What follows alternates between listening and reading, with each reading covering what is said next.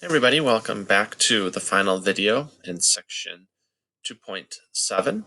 And in this we're going to be looking at standard deviation related to comparing this to different data sets.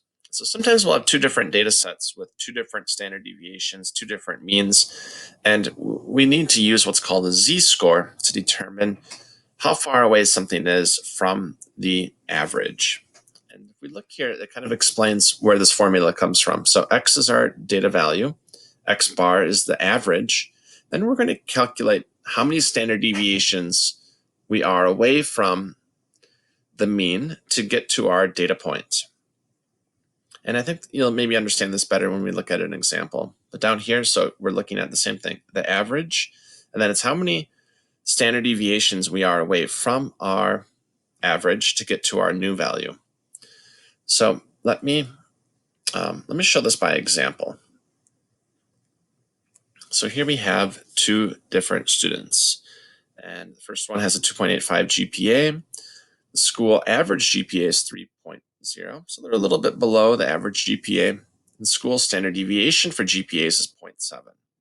But a different school gives a GPA in a completely different format. They give a GPA with a ranking maybe out of 100. So the school average GPA is 80, and then this person has a 77 with a standard deviation of 10.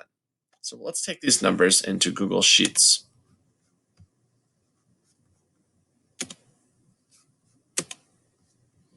All right, so we have our score, we have our average, we have the standard deviation. So I'll just create a little spreadsheet here. My numbers, copying that table.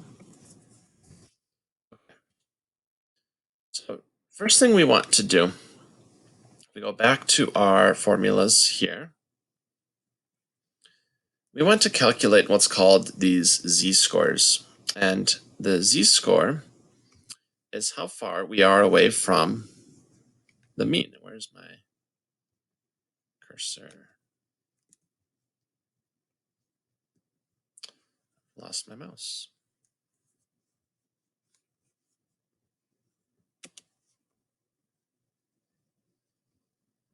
Okay, my mouse is back here.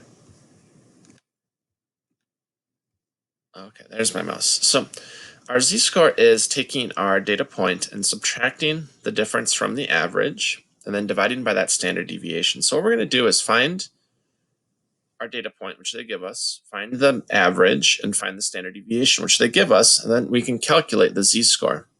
So difference from the average. So I'll go back. So this is going to be the score minus the mean. So for this, we're going to take this one.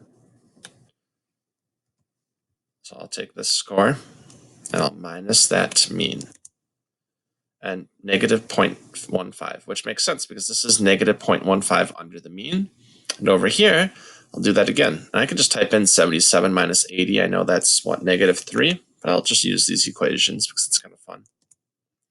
Negative 3. Okay. Next, we go back into our formula. We just found the difference from the mean. Now we need to divide by the standard deviation. So score minus mean divided by standard deviation. You should put that in parentheses. Okay. So for this one, we're going to take this value and divide that by the standard deviation, which was right here, 0.7.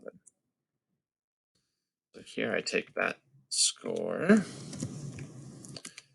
divided by our standard deviation, which is 10. And there we go. We got our two values that we're interested in. I'll make this a little bit bigger.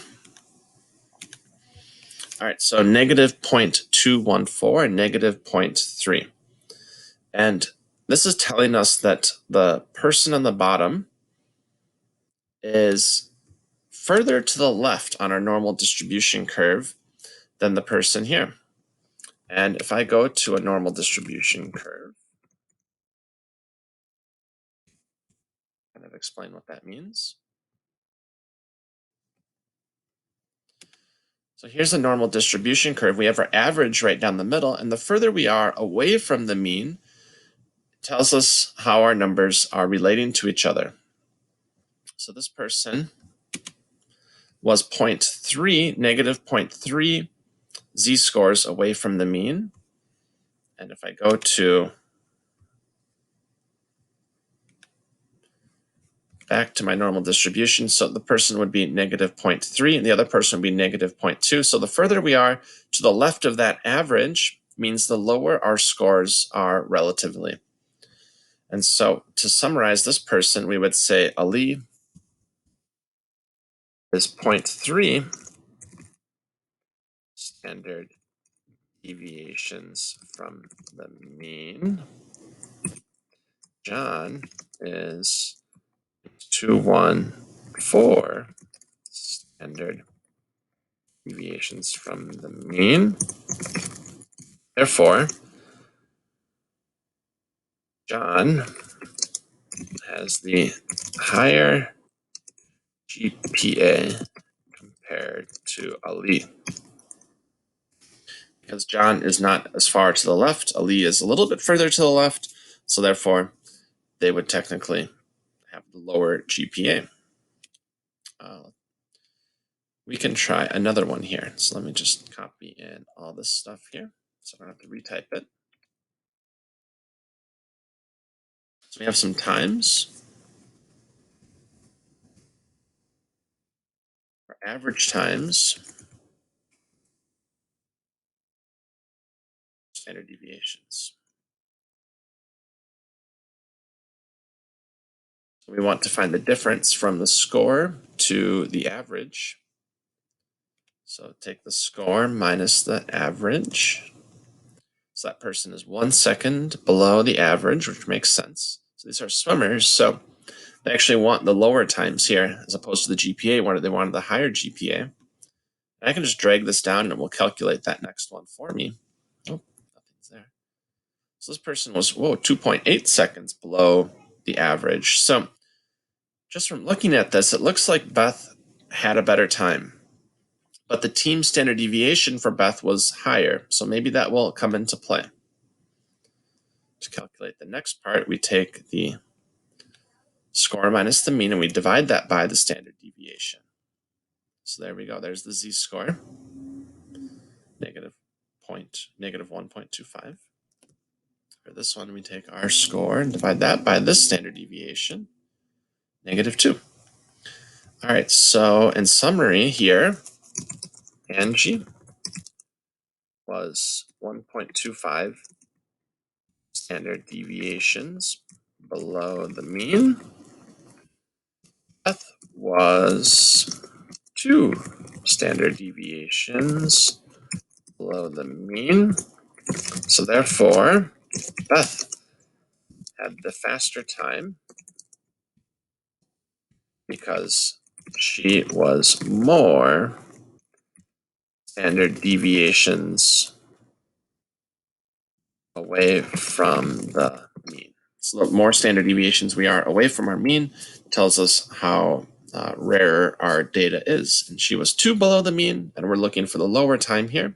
So therefore, she wins the fastest time for that swim race, even though her time was slightly higher. But compared to the rest of the team, maybe the conditions were different, or maybe it was a different race in general. Maybe something different was happening. Okay, so we went through those examples. And in the next part, we're going to be talking about how much of our data is within a few standard deviations of the mean. And so here is our first rule, Chebyshev's rule. And this is talking about a distribution for any data set. And they say 75% of the data is within 2 standard deviations of the mean, 89 within 3, 95% within 4.5. And we're going to be using this in future chapters. Here's our empirical rule. We worked on this in Algebra 2. And there's a better way to show you the empirical rule.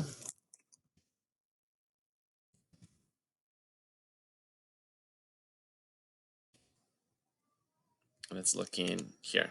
And so we have our average right down the middle.